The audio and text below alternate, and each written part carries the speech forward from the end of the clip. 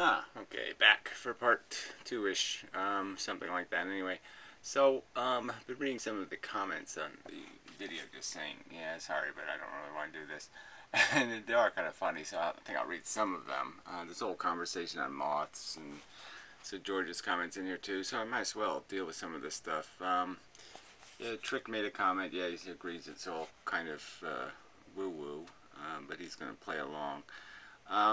So I'll just read the Chandler Klebs guy because this is this is exactly sort of the point. So again, it's more context. I also throw in, from the beginning of this conversation about free will, there was starting to get this theme was that the biggest thing you realize because of this idea of not having a free will is that somehow criminals aren't guilty. And it's useless knowledge. I mean, certainly it's true. I've always thought of them as broken. I've never thought of criminals as anything else but broken humans. If you commit crimes, especially gross, disgusting crimes, you're crazy. But it just doesn't change anything. I mean, you still have to punish criminals because it's the only way to deter crime. And preventing crime is a nice idea. I'm all for it. But the easiest way to prevent crime is to deter crime, not to do the other thing, which is some kind of 1984-ish control society where you make this deliberate effort to, have the village raise the child kind of thing, where you really control the experiment and really control it. I mean, you'd have to heavily control the experiment. And nobody's going to go for that anyway, so it's all quite impractical. But I just thought that was sort of irritating, because obviously for me this is not the revelation of understanding we don't have a free will, isn't that we need to go run out and hug criminals. I mean, it still doesn't make any sense in a world full of victims that we would have as a priority worrying about criminals anyway. I mean, you have to worry about victims first. I'm for preventing victims, not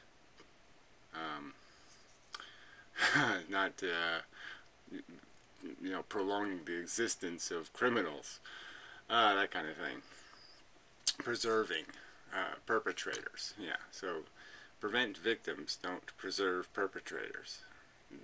Yeah, the list and the priorities, is just wrong. So anyway, I just that was kind of already an awkward circumstances. I'm just thinking, I got to make a bunch of videos explaining how what they say is the most important thing about free will, not having it, is not even close to the most important thing. It's almost irrelevant as a conceptual understanding. And again, my argument is understanding there's no free will gives you the understanding that you're just a stupid, idiotic, programmed machine, and that you're playing an idiotic, deluded fantasy game, and that it comes at this preposterously huge and expensive price of creating a bunch of victims. Yeah. This is not some kind of casual, fun theme park adventure. The blood and the guts in the funhouse is real. Anyway, Chandler Klebs. Same here. I wasn't expecting all the co-hosts to agree about every subject. Well, it was supposed to be kind of one subject. That's the whole point. I understood that people probably don't agree on things, but I thought the subject was free will and sounding credible. That means you don't say things that are incredible. That means you don't, you just don't have any authority in your conversation with the human race if included in your conversation is, I play with unicorns. I mean, a scientist can't do that, and I don't think people arguing for logic can do that. Or fetuses in this guy's case. Apparently he has a thing for fetuses. I mean, I don't want to go through the million ways you can understand or put fetuses in context, but compared to just about every other multicellular organism on this planet, a fetus is about the dimwittest thing you could find, a human fetus. I mean, it's dumber than a baby possum.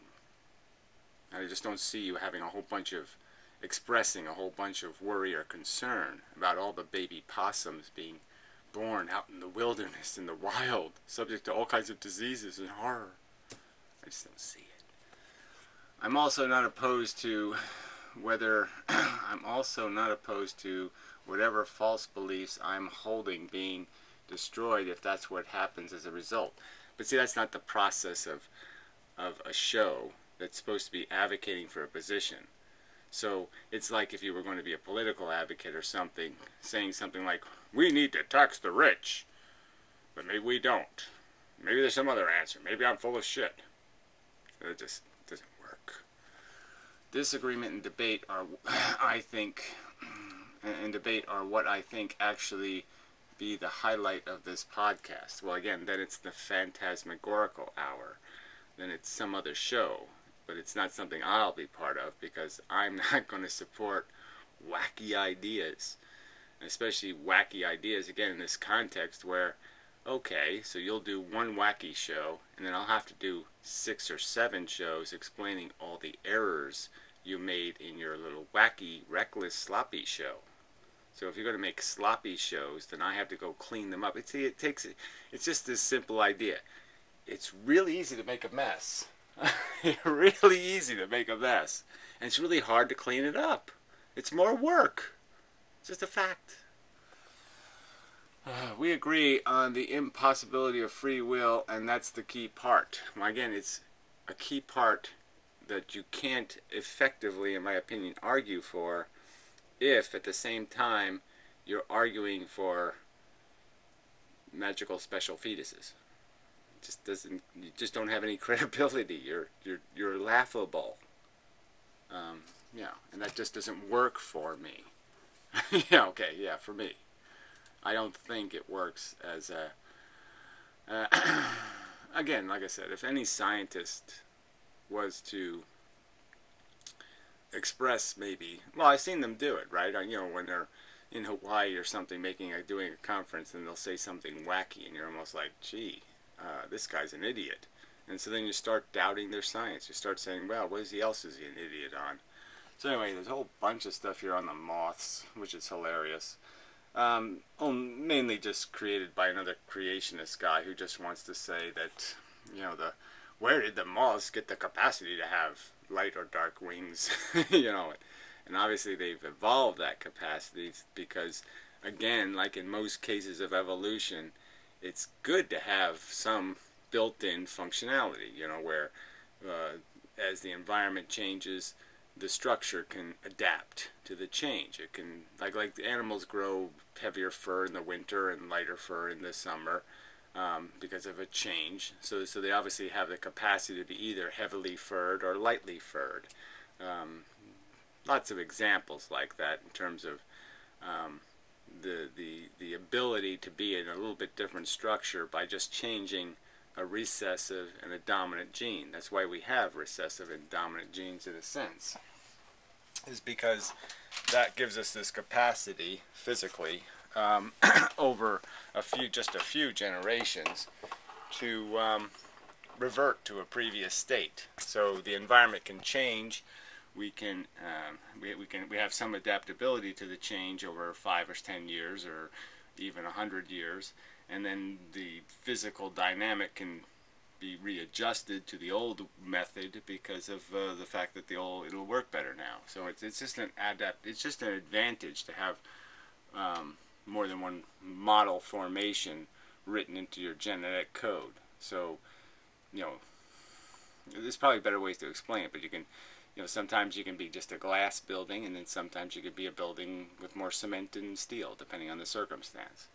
So the genetic code can form us in different ways based on what succeeds and fails, but it still has to go through the trial and error process of actually killing, destroying the ones that aren't suited to the particular environment, the ones expressing a gene that isn't the advantageous gene at the time. So a lot of white moths had to be destroyed, to go dark, and then a lot of dark moths had to be destroyed to go back to white, or light. I mean, they weren't white or black moths. They were speckled moths, and it just depended on how big the speckles were. But whatever, let's not get into all that crap. So anyway, there's a whole 30 comments on that stuff. And so that's what I just mean by what this provokes. So as soon as you throw a bunch of unicorns into the conversation, then the conversation starts going all unicorny. I just don't, you can't do a free will podcast in that context, in my opinion.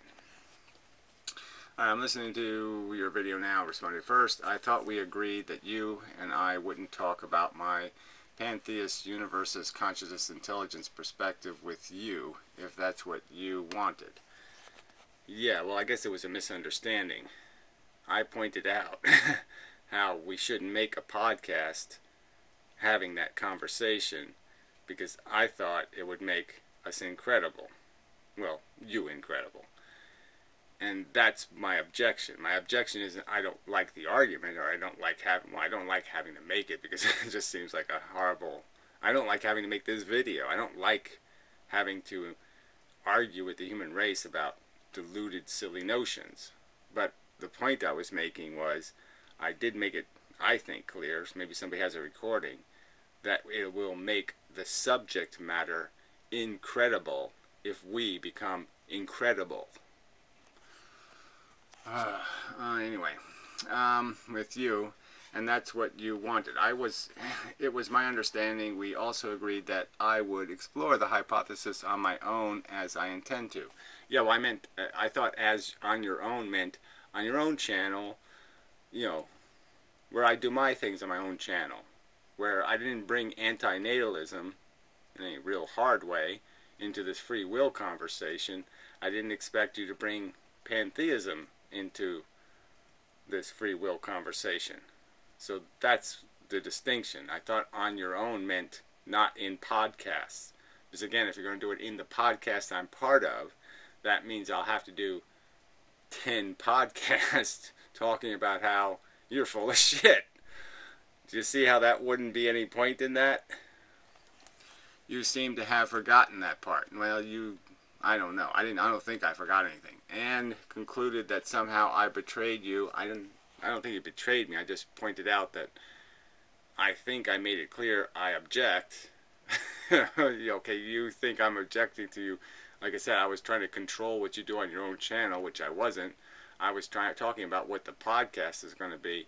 And so I don't think I did anything. Again, I'm not talking like you betrayed me. I'm just saying, I could just say it's 3 strikes and you're out kind of thing. I'm just saying first there's all this crap about hugging prisoners, which I think is just a waste of time. And, then you can't even number episodes. And then on top of that, you're going to have conversations about unicorns. That is a waste of my time.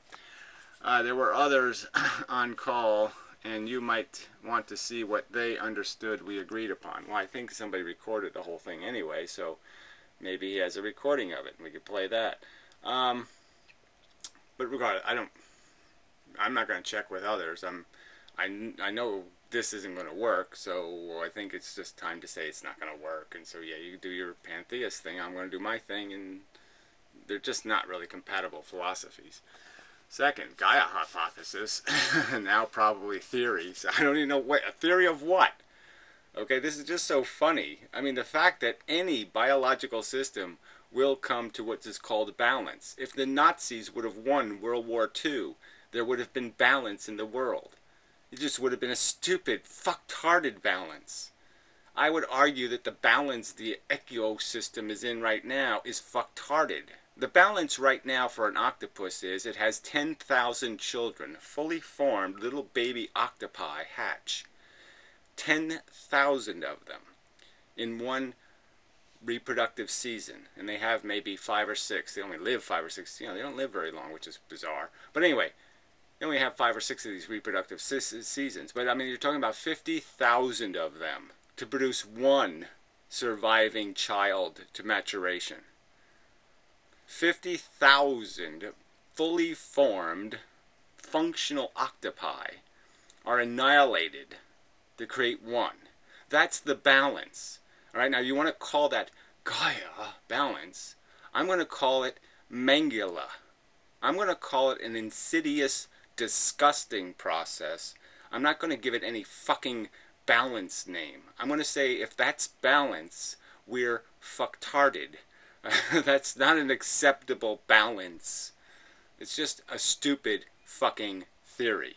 The planet is not trying to live. The planet is not trying to reproduce. The planet is not trying to do a goddamn fucking thing. The planet doesn't have a brain. The planet doesn't understand what consciousness is. The planet doesn't understand a motherfucking thing. It's not an organism. By James Lovelock. Is mainstream science. Well, if that's mainstream science, it can be thrown right into quantum, it's just gobbledygook. All right, so if some scientist wants to say this is some sort of real theory, then he's an idiot. He's a moron. He's a fucktard, and he deserves to be humiliated by somebody like me. His thesis formed the theoretical basis of our understanding of how we humans are driving climate change. Well, if that's what you think, how we humans are driving climate change, I mean, we're obviously driving climate change the same way any other organism given power drives climate change. The day we put a rock on the end of a stick and then started bashing shit with it is the day we started creating climate change. Human animals probably destroyed the giant chickens of New Zealand, the saber-toothed lions of North America, the mammoth, the woolly mammoth. Human beings have been changing the environment. That's what organisms with power do. Fact.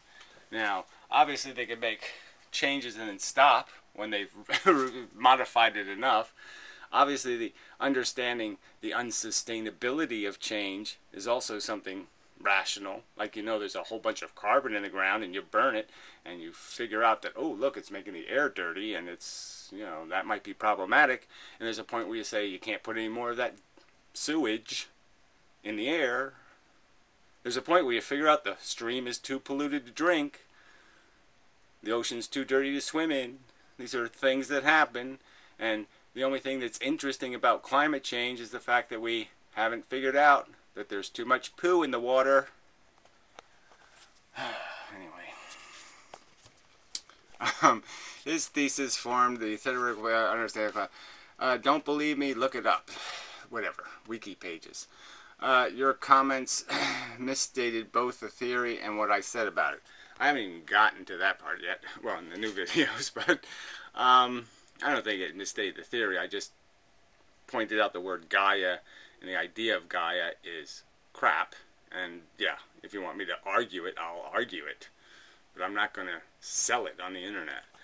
Third, that you're defending the random as unordered perspective suggests you believe that things can happen without their being caused. Well, if that's your interpretation, but I don't think I've suggested that at all. My point being made here is there's nothing interesting or valuable in looking at the crude forces and saying, what do the crude forces intend to do? There's no point in letting a 2-year-old drive a car. There's no point in letting a possum drive your car. There's nothing to be learned from the ignorant crude forces that manifest this growth on the surface of the earth. We're the thing that has the intelligence. We should be figuring out what it means and whether it is in a balance that's respectable. And for absolutely no reason at all. Well, I don't think, again, for no reason at all, just doesn't make any sense. I haven't said anything to indicate I don't believe in cause and effect. What I've said is that crude forces are not divine inspiration. That's what I'm saying. Evolution is driven by motivation. Again, no it isn't. It's driven by molecular bond. It's driven by the fact that there is the electromagnetic force. There's gravity. That's what electromagnetic force happens to be, actually. and that gravity smashes things together. There's photonic pressure in the universe. It's been smashing things together. When you smash things together, there's a consequence. You end up creating attractive and repulsive forces through the mechanism. And we're just an expression, in a sense, of attractive and repulsive forces. The DNA does not just decide to mutate. It doesn't decide to mutate. It doesn't do any of that shit. So that's just silly words. The DNA does not just decide. There's no, for no reason or purpose at all. Yes, there's no rational, logical reason. There's nothing that can be called a reason or purpose at all in DNA replication, or in the fact that the DNA molecule itself is mutated. It's mutated by cosmic rays. It's mutated by corrosion, by oxidation, by metabolic processes that destroy it, that break it. And again, the game is make 50,000 baby octopuses and reward the one that survives with reproduction. And that basic mechanism, that simple, stupid mechanism of demolition derby will create a Lexus in the end. Alright. Regarding the moth account, I just learned it. Well, I'm sorry.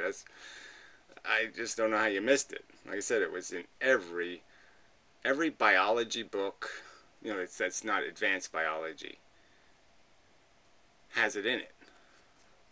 I mean, it's one of these classic things. It's like Darwin's tortoises, the bird beaks, the little white moth. It's just a classic description. It's like Mendel's peas, for fuck's sake.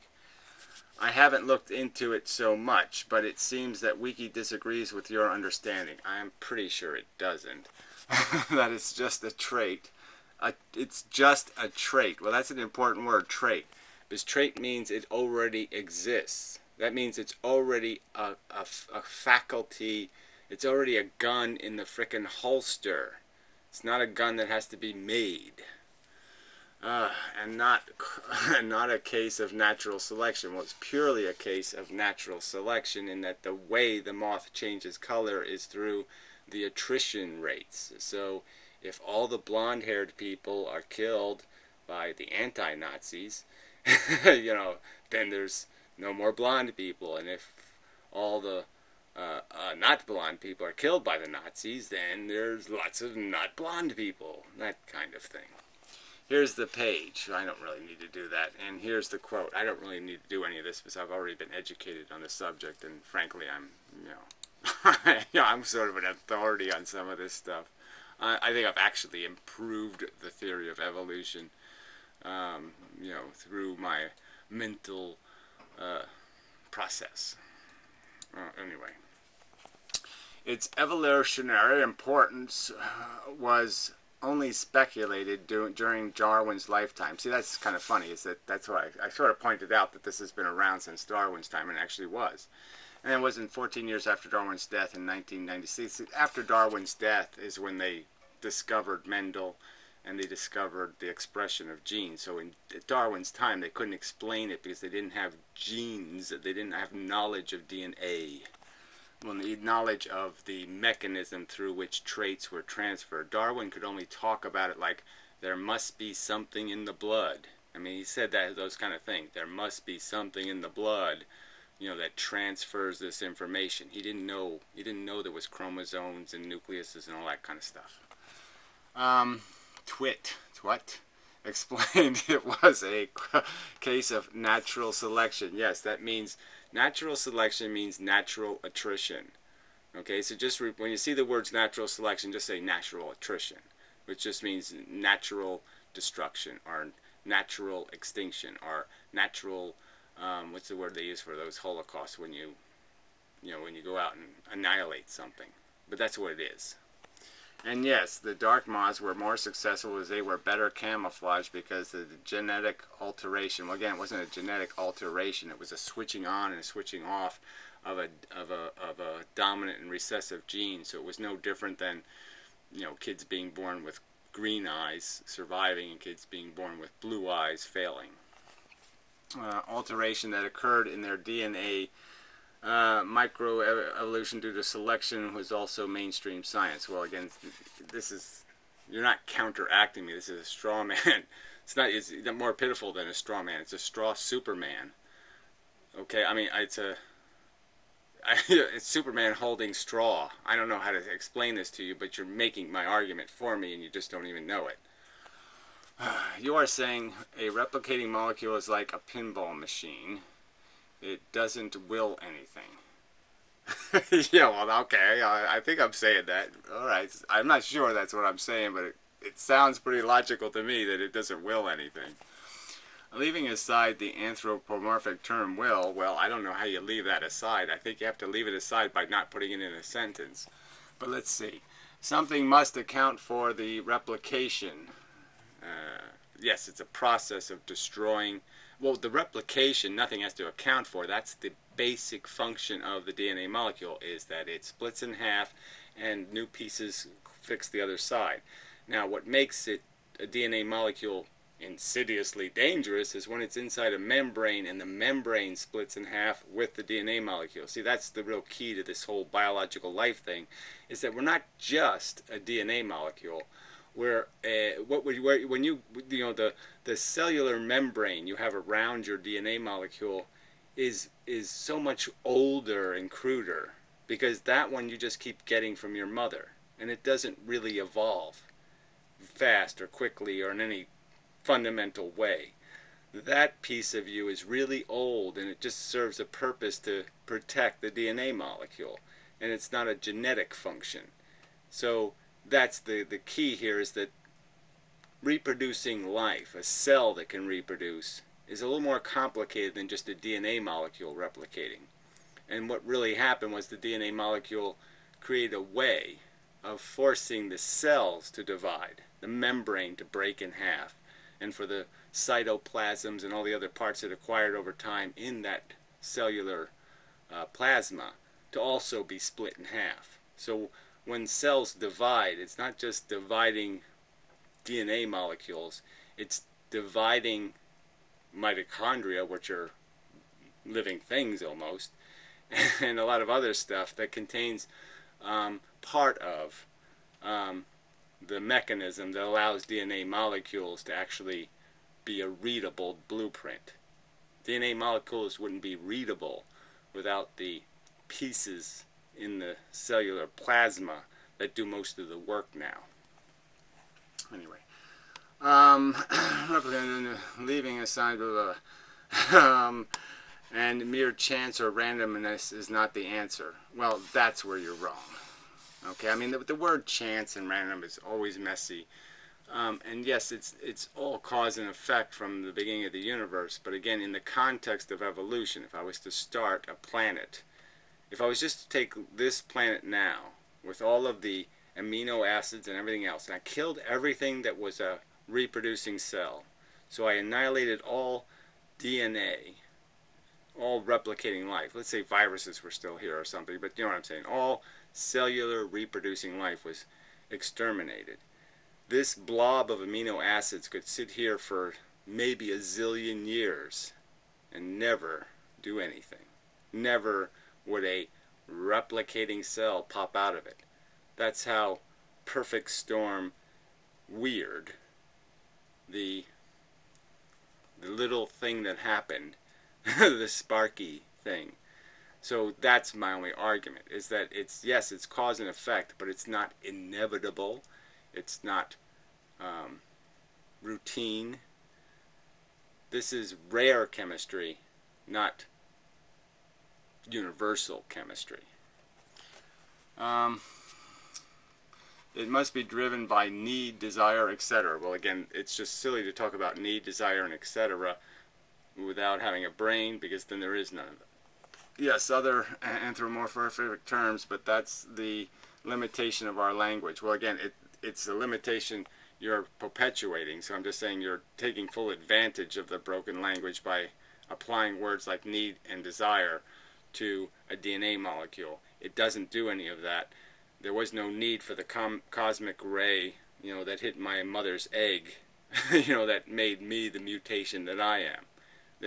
I have some of my genetic structure has been broken from what it would have been by the fact that the eggs she made me out of were kind of old. Yeah. Anyway, with regard to the tools we develop being successful are not based on the survival of the organism, fine. Well, good. But for structures to evolve, there has to be a mechanism at the level of the DNA that preserves the need to maintain, to mutate and evolve. Well, quite obviously, that's why we became sexual, is because it was conducive to more rapid mutation. Mutation is encouraged in the process because the organisms that are the byproduct of mutation are likely to be the ones that will gain the advantageous Freddy's nightmare claw hands, or whatever the thing, the next tool is that's important in the gladiator war.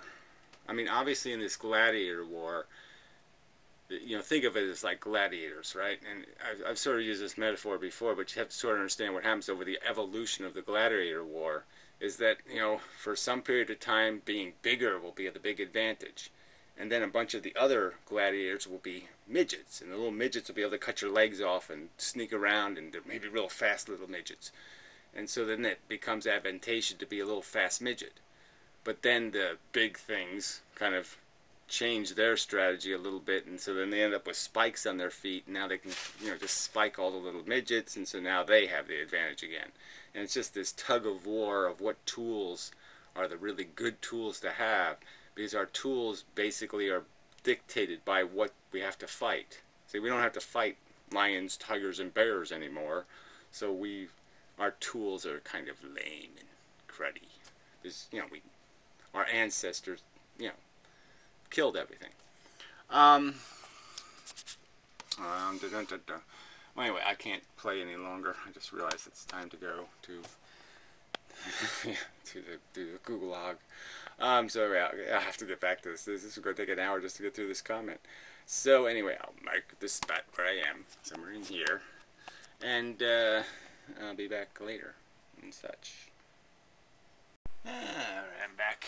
Yeah, we'll finish up here, hopefully. A half hour worth anyway. Alright, with regard to the tools we develop being successful are not based on survival of the organism, fine. But the structures to evolve, there has to be a mechanism at the level of DNA that perceives the need to mutate and evolve. So again, there's no perceived need.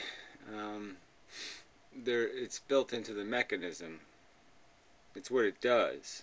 So, the mutations are, in the beginning, were accidental in the true sense of the word.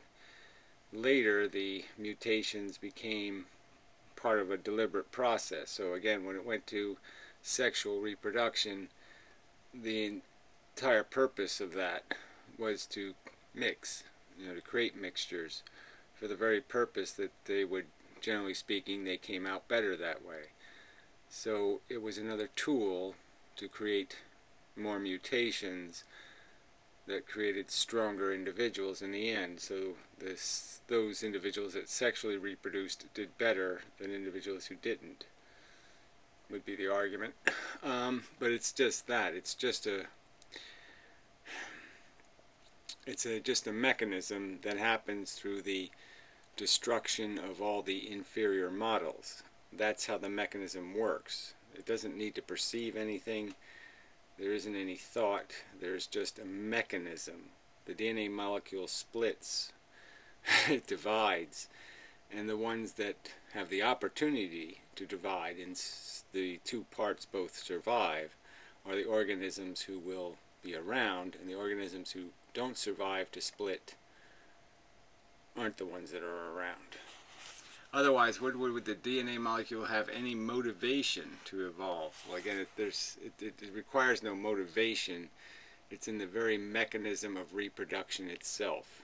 Once there's reproduction and time, once something splits in half, and it's given time, it will create evolution by necessity. By necessity, death will have to be created. By necessity, the organisms will have to adapt to eating their own shit. By necessity. You can just do the math. And by any, just Adam and Eve math, any kind of math. Something splits in half, and its children split in half, and they all split in half. The growth is exponential.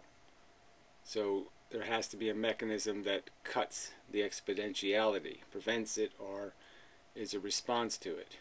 And clearly in the evolution of life on Earth, there's probably been many moments when life suffocated in its own success.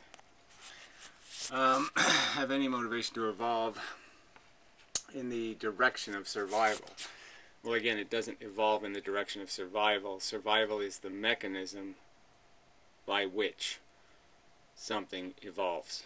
It doesn't evolve if it doesn't survive. There's no option. Asserting that the mutations are simply a result of mistaken coding is an argument based entirely on our ignorance of why those mutations occur. Well, that's really interesting. I'd like to see where you have any evidence to back up that assertion. Asserting that mutations are simply the result of mistaken coding. It's not mistaken coding, it's broken. It's deteriorated. It's fucked up. It's not an exact copy as intended. Something unintended, something unregular happened to disrupt the copying process, creating mutation. Is an argument based entirely on our ignorance of why those mutations occur. We know why the mutations occur. We know substantially how they occur. Radiation, background, all kinds of radiation create them. Often. That's how most, probably the product of most birth defects is just the fact that the eggs have been sitting around in an environment that has radiation, and the radiation has done its thing and fucked up the mechanism. The argument is no different from quantum mechanical assertions that if we can't detect the cause of a particle behavior, its behavior must not have been caused. Well, that's not my argument, clearly. And asserting because somebody else is wrong, I'm wrong, is bullshit. So I don't even know how to explain to you how many fallacies are in those last two sentences, but gee, there's only about 10. Alright, regarding your making shit up contention, yeah, that's what science is about. Well, not anything, making it up based on evidence makes sense. Making it up without any evidence, just wishful thinking, isn't science. Science has to have some sort of reason to believe something, some sort of reason to assert something. So if you're going to assert something, you need something called evidence. And it's referred to as hypothesizing. Without it, there would be no science.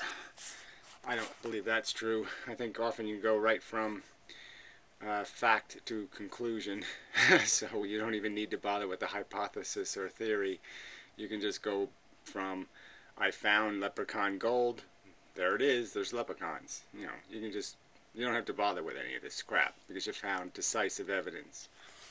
You seem to believe, however, that my thesis is not grounded in reason simply because that reason is not readily apparent to you. I don't care about this readily apparent shit. What I'm saying is there's no scientific evidence to justify your conclusions and your assertions, and they're no better, in my opinion, than God. Statements of the existence of a God. It's an ungrounded doctrine. There's no evidence of any Gaia life form.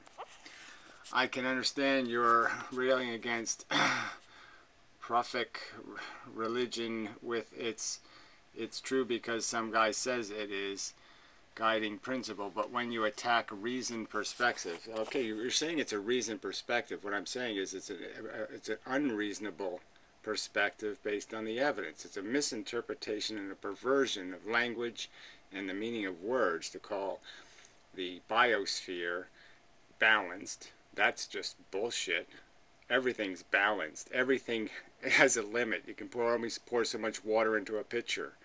I mean, it just doesn't mean anything, this word balance, especially when we know the history of life on Earth is completely unbalanced. Even before humans showed up, the balance was never regular. There was extinction events all over the place. Albeit from the rationale that you don't see the reasoning, you're attacking science. Well, anyway, I'm attacking assertions that have no substantive evidence. Gary, Lovelock's theories was considered as crazy as you're considering mine before it became mainstream. Well, I don't know where you think this is mainstream. If it's mainstream, it's nothing but a mainstream religion then. It doesn't mean anything to me. Again, I don't care how many Christians there are. It's not going to change my opinion of what a truth is and what evidence is. So you can tout that you've somehow convinced enough people to bang tambourines and therefore Hare Krishna is God, but sorry, that doesn't work on me. Think of most any great scientific discovery or theory and you'll realize that it was at first considered crazy. I don't think so. The theory of evolution was only considered crazy because people had a pre-existing bigotry that was wrong.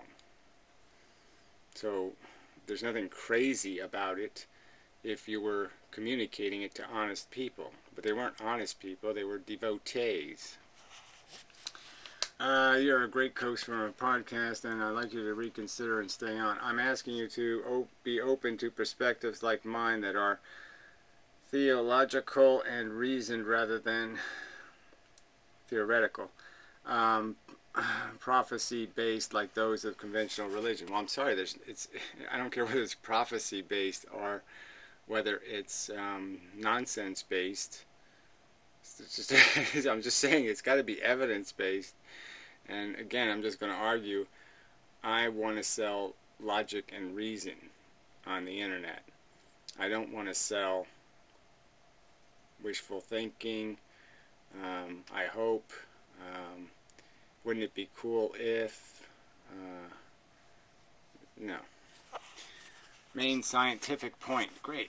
You're saying evolution is driven by nothing more than mistakes in the replication process, but you're making that assertion based on, one, your ignorance of specific causes involved.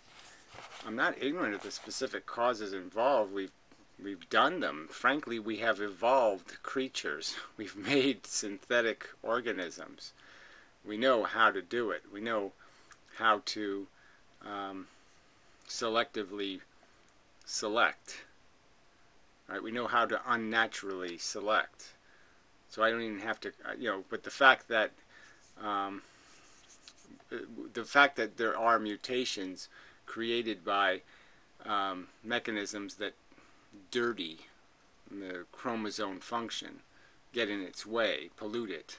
We know what chemicals will do that. We know there's specific chemicals that will guarantee birth defects. Okay, we know it.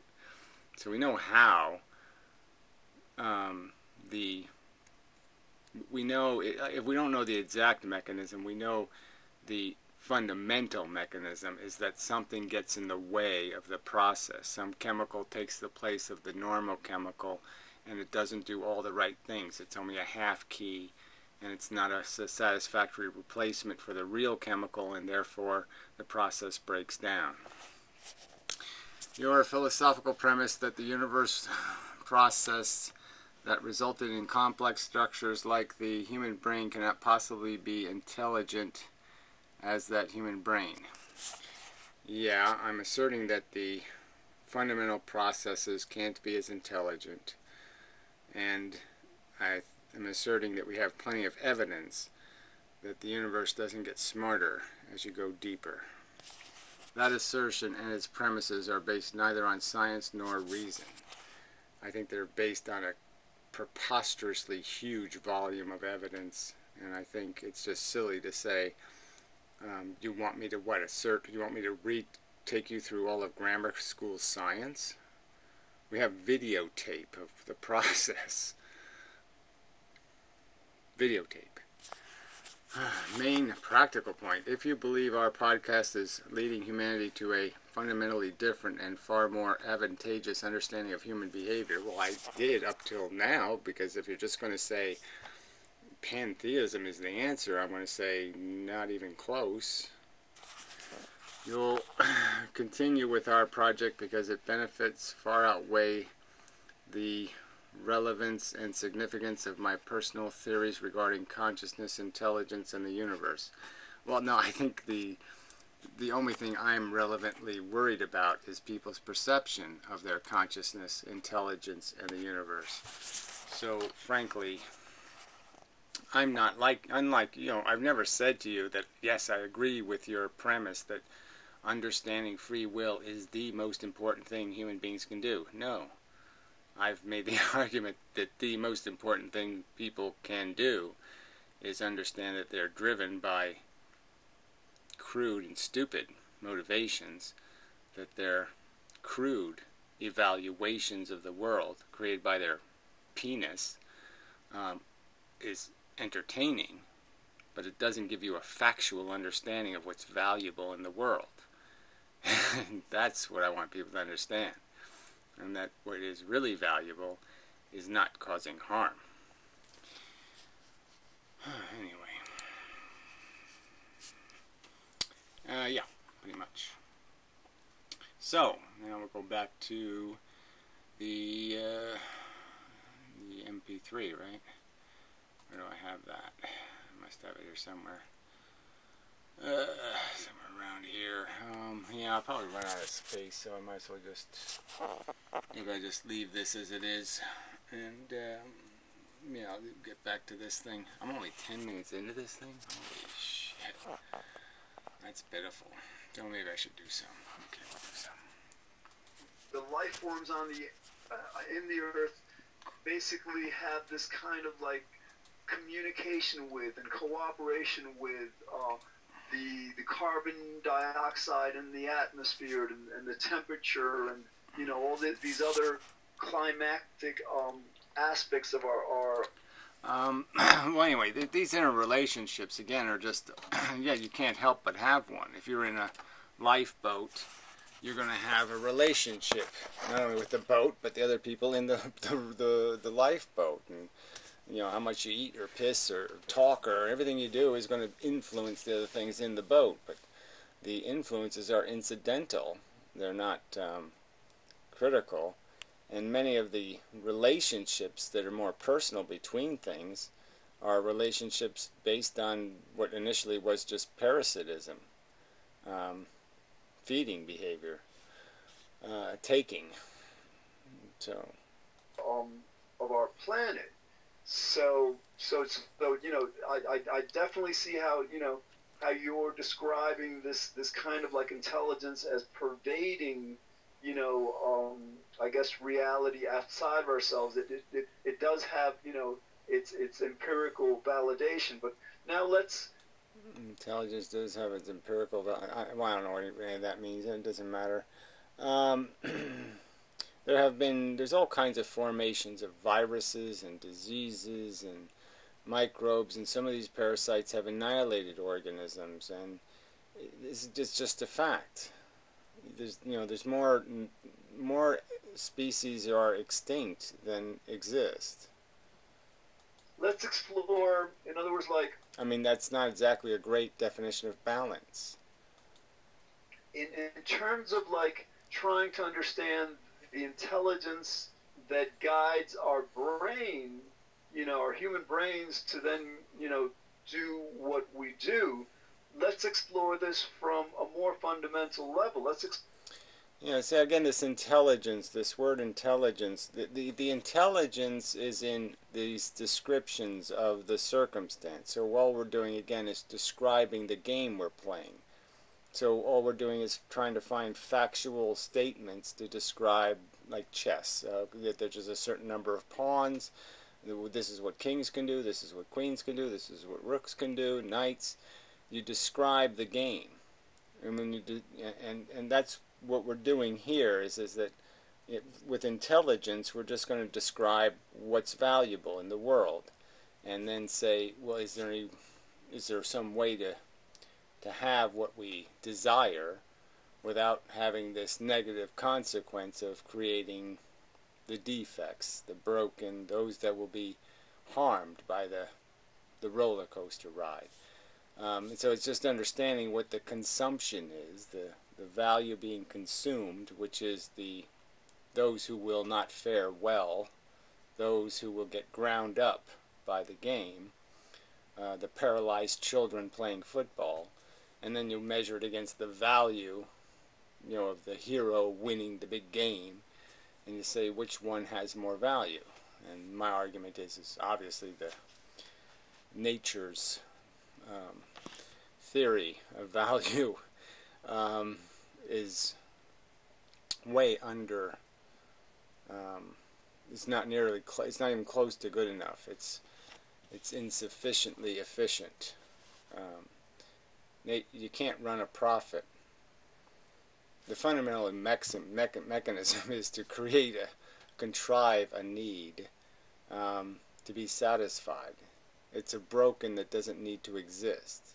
We make a mess that doesn't need to be made. And it's really just that simple. So talk about intelligence when all that is a statement that says it's either a game worth playing or not a game worth playing. There's no complexity to the conclusion.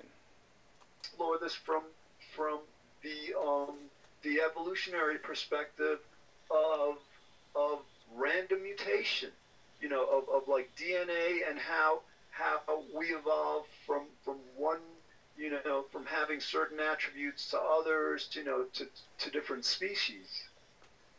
Yeah, because the kind of randomness that you and I think is absurd is the uncaused randomness, like it just happened for no reason. And some people mean it as if there's no intention, like there's no plan. Yeah, well, again, it's a messy word to bring up, and in the context of evolution, it's, I just don't see any point. The point is whether it's orchestrated or constructed or confined by some logical rules. Evolution, nature, natural selection doesn't have any rational rules. Rational rules would be rules that would say, yes, you don't paralyze little kids to play football. Football's not worth it. You don't get poisoned by drinking water or whatever. It's just simple logic that says that isn't worth it. That would be that's excessively dangerous or excessively risky or excessively wasteful. Nature doesn't have any of that knowledge or wisdom, quite obviously. But I'm not so sure I can go with that randomness either. Like, I think that living cells may intentionally try to build organisms that are better adapted to the environment. So I think there might. Based on what evidence? Again, there's absolutely no evidence that living cells, ever try to do anything, ever. And that certainly they don't do anything, they don't try to do anything related to what the big organisms are. They're not trying to help us across the street. Microbes don't help old ladies across the street. They just don't. Might be an intention. There's not too much you can say about intentions, but it does certainly appear that some adaptations, like the Venus flytrap and the moths changing color to adapt to the trees and stuff, might indicate that. Again, might in what kind of fantasy comic book? I mean, so what do you base that on? You're just making this. This is why I'm saying you're making this shit up, because you're just making this shit up. There's absolutely no reason to sit there and say the Venus flytrap has something about it that's just obviously it couldn't have evolved unless the cells were trying to make Venus flytraps. I mean, it's just frankly nonsense.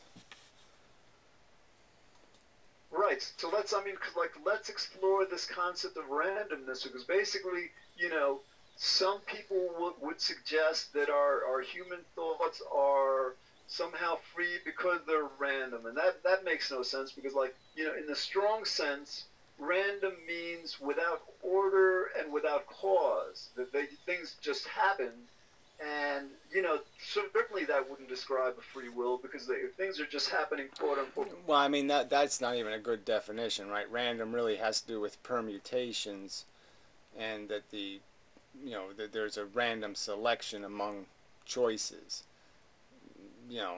But I mean, there's just no point in using this word.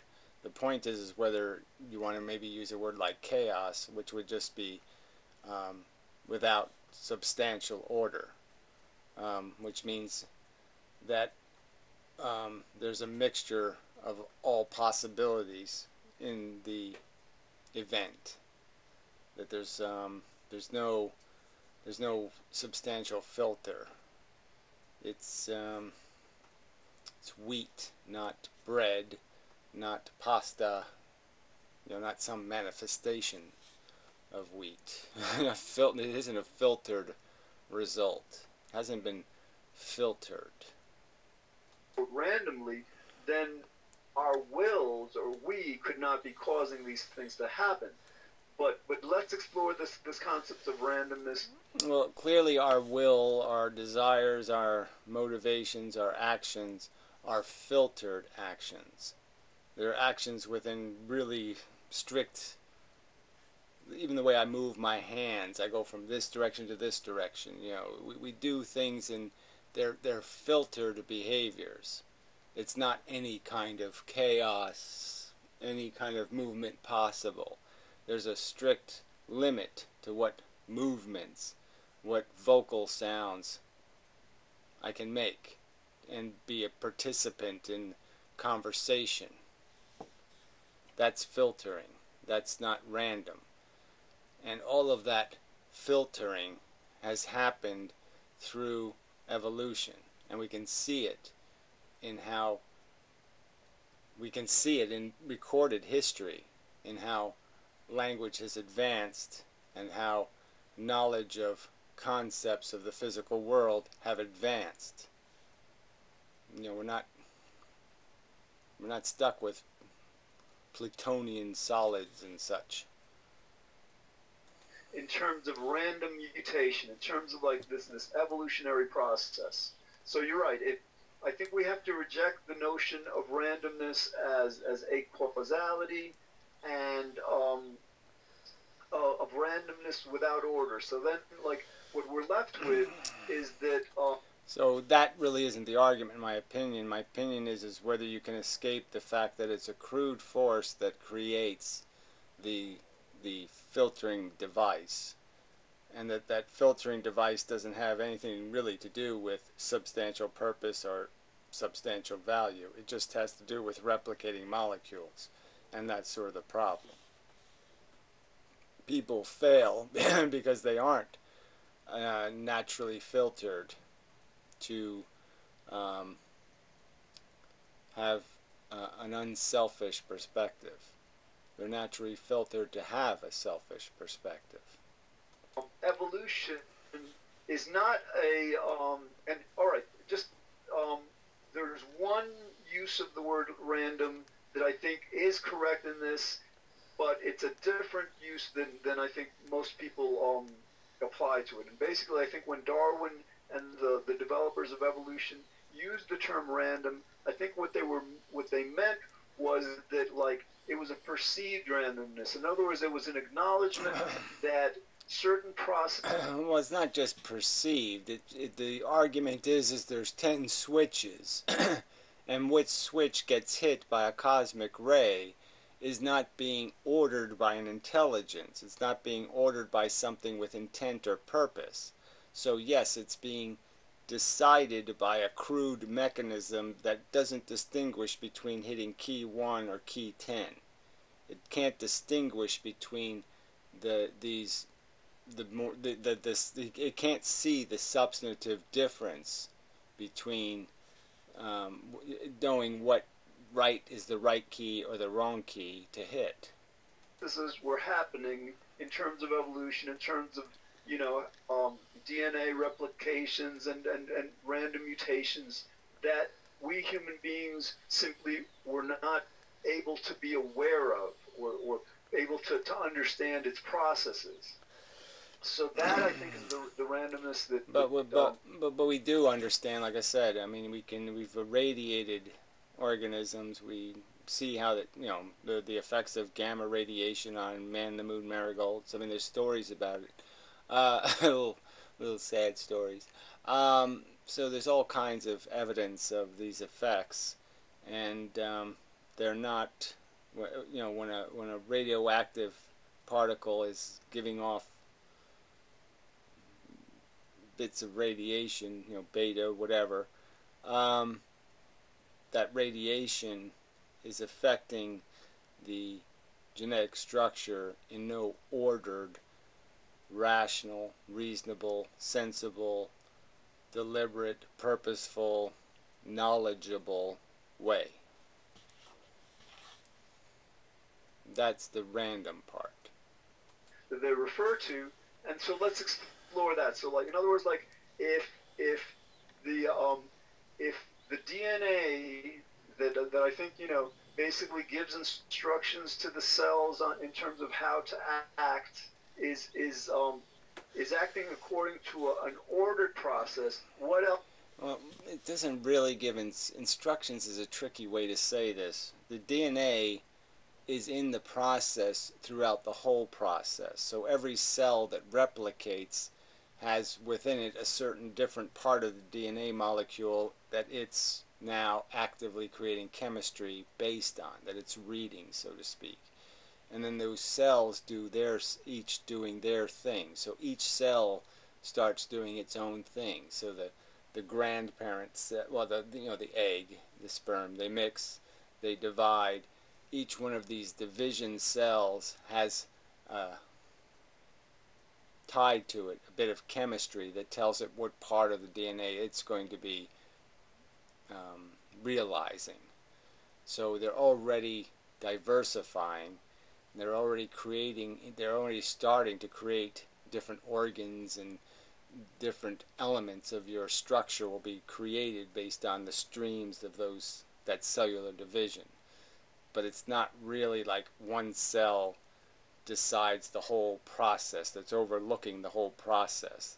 The whole process is a time release process, like a contact tablet or something.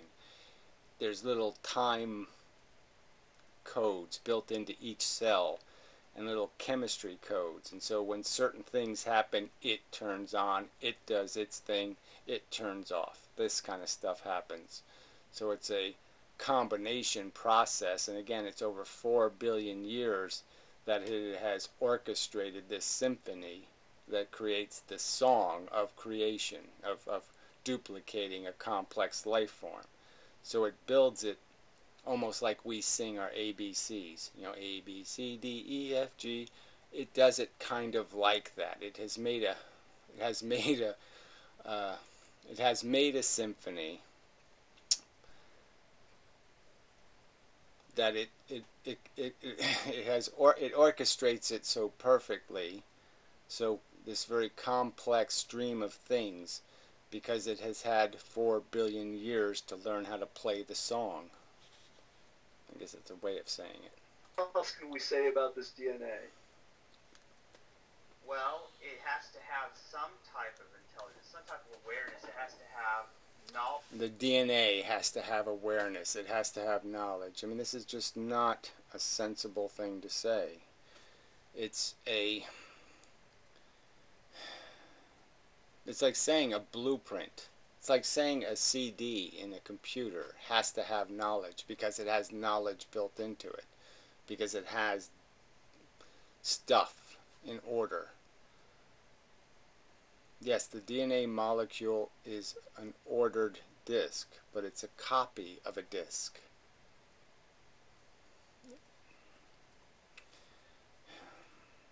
Knowledge of how to respond to an environment, I would think. I would think, and exactly. I mean, these, I mean, this isn't exactly what I call science. This is just pull out of your ass kind of conversation. And I don't think it's necessary. I don't think we need to pull it out of our ass. We have evidence to understand what's happened on planet Earth and to understand that DNA molecules have become more and more complex over time and more filtered over time to create more and more complex organisms. Exactly. In other words, why would DNA, why would the genes, the chromosomes within DNA change at all? Exactly. Because yeah, it's a good thing.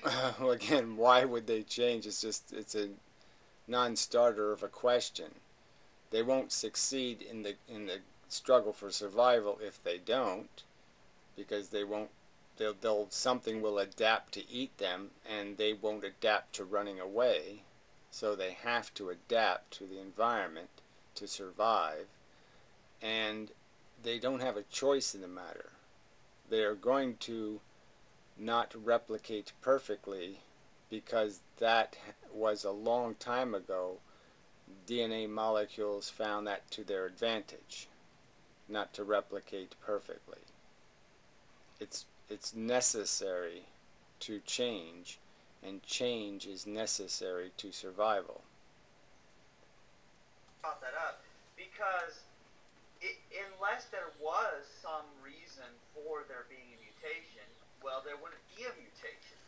If there was no cause for the mutation, yeah, then all. Yeah, the cause again. I mean, no one's arguing there was no cause, so they're just arguing that the cause doesn't have anything to do with the project of making life do something or feel something or think something.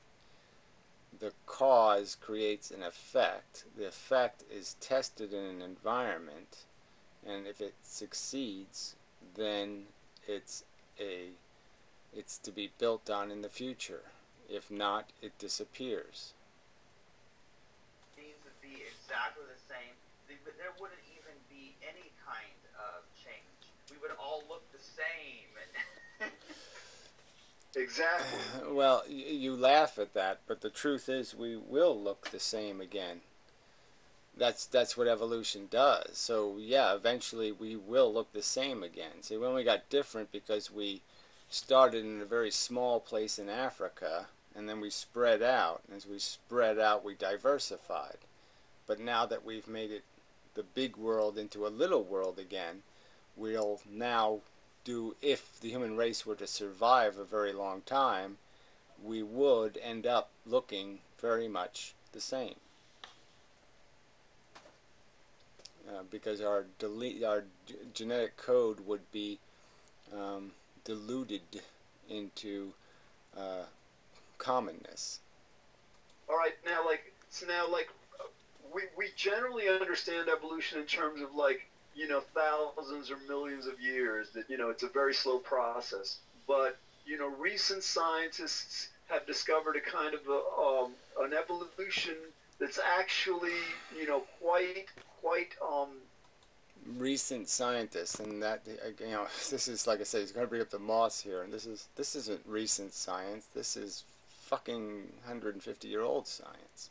Fast. It's called microevolution, and the way they describe it is like in a region in England, there are these moths that had white wings. They were basically white moths, and their habitat was these trees with whitish bark, which would allow them to. So anyway, so yeah, this isn't microevolution.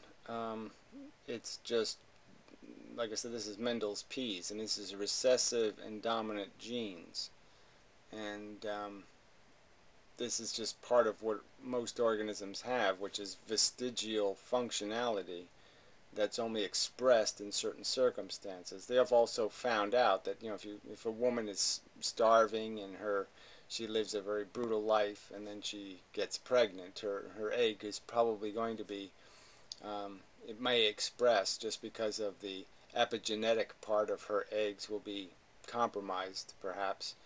Um, she may express many, the child may express many recessive genes, may even have a tail. I mean, that kind of thing.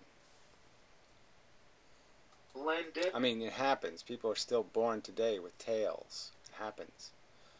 and camouflage themselves so as to escape predators.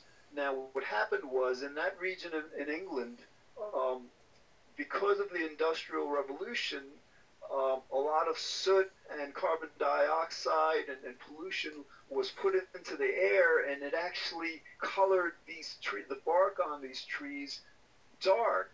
Right, and this is another thing to understand, is that this is a common trait among flying insects, but certainly among butterflies and moths. There's many varieties of butterfly and moth that come in more than one. A species will have many varieties that it expresses in. I'm thinking of swallowtail butterflies, for example. There's a black and then there's the yellow version. So they're almost exact opposites of each other. There's a black one with little blue spots, and there's the yellow one with the black spots. And it's, same butterfly. It made the tree bark dark, and so what happened was, and this isn't the same mechanism that a chameleon uses, because a chameleon changes color in a way that's not DNA driven. It's just part of their natural biology. Right. Well, it's something to understand that, of course, this is it'd be advantageous to organisms to be able to adapt to changes in the environment. This has been a rule that's existed for a long, long time. Fish can change color. Lots of organisms change. Octopuses. Lots of organisms change color. So this is not evolution when they change color. it's it's a part of it in the sense that they are going to be selected based on the ones that are the right color, and those are the ones that will breed true. Like it's like eye color or anything else. If all of a sudden eye color mattered, um, the capacity to express different eye color is in our genes already. My genes hold the ability for different eye color expression, and it'll only be expressed based on who I mate with and that kind of stuff, and the combination, and that will decide the future color of eyes is based on who's more successful breeding. But these moths actually, at the DNA level, were able to, within the span of, I think, perhaps years or decades, make a change so that their wings turned dark to match the It didn't really happen that way. Their wings didn't turn dark.